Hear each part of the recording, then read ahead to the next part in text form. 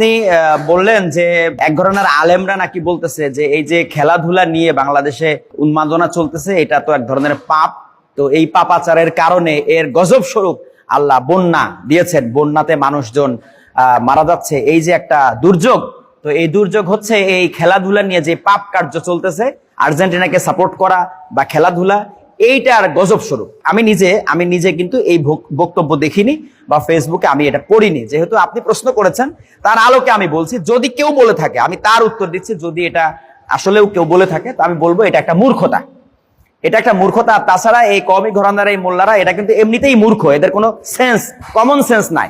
হ্যাঁ, তো এই যে কথাটা তারা বলতেছে যে খেলার পাপের কারণে আমাদের দেশে বন্যা হচ্ছে, তো পাপ তাহলে বন্যা তো হবে আমেরিকা, তারপরে মেক্সিকো, তারপরে হচ্ছে এই বন্যাটা হওয়া উচিত ছিল হচ্ছে কানাডাতে।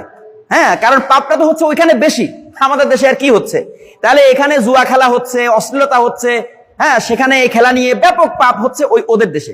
তাহলে এখন যদি বন্যাটা আপনার আমেরিকাতে হতো, মেক্সিকোতে হতো, তাহলে এই কথাটা বলতে পারতেন। অযৌক্তিক কথা হলো না? বরঞ্চ বাংলাদেশে গত কয়েক মাস ধরে কি হয়েছে আমি বলি, মাদ্রাসায় বলাৎকারের নিউজে ভরে গেছে, মানে অনলাইনে ঢোকা যায় না বলাৎকারের নিউজে। তো এখন কেউ যদি বলে এই বলাৎকারের পাপের কারণে, হ্যাঁ যেমন আল্লাহ কওমে লুতকে গজব দিয়ে ধ্বংস করছিলেন, তো এই কওমে লুত এই বলাৎকারের কারণে আল্লাহ এই দেশে এই গজব দিচ্ছেন, এই বন্যা দিচ্ছেন, এই কথাটা বললে তাও একটা যুক্তি থাকে। যদি আমি এই ধরনের অযৌক্তিক কথা আমি বলি না, এটা একটা বন্যা, এটা আমাদের দেশে প্রতি বছরই প্রায় হয়, এটা প্রাকৃতিক একটা ঘটনা। এবং এই ঘটনার পেছনে সরকারের কিছু সীমাবদ্ধতা আছে, তাদের নীতিগত সিদ্ধান্তের কিছু ভুল ভ্রান্তি থাকে।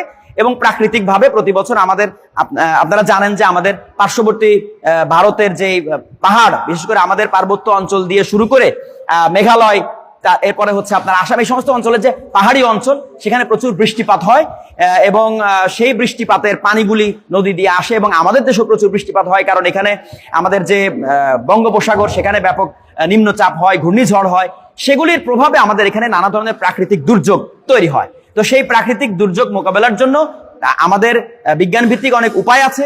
পাশাপাশি আমরা অবশ্যই যে কোনো বিষয়ে আল্লাহর কাছ থেকে আমরা পানা চাইবো, আমাদের পাপের জন্য আমরা আল্লাহর কাছে দোয়া করব। কিন্তু পাশাপাশি আমাদের এটা তো এক ধরনের পরীক্ষাও বটে, হ্যাঁ পরীক্ষাও বটে। আমরা যে বিপদে পড়বে অন্য সবাই মিলে তাদেরকে আমরা সাহায্য সহযোগিতা করব, এটা হচ্ছে এক্ষেত্রে আমাদের শিক্ষা। এবং পাশাপাশি ওই যে বললাম যে সরকারের কিছু নীতি নিতে হবে, যে সমস্ত বাঁধ ভেঙে বা পাহাড় ধসের কারণে যেই দুর্ঘটনাগুলি ঘটে, সেই ক্ষেত্রে আমাদের নিজেদের কিন্তু অনেক বড় ব্যর্থতা আছে, দায়বদ্ধতা আছে। এবং নদী যে নাব্যতা হারাচ্ছে, সেখানে আমরা অনেক ধরনের দূষণের কারণে হচ্ছে, অনেক জায়গাতে ঠিক মতন ড্রেজিং কাজ না হওয়ার কারণে হচ্ছে,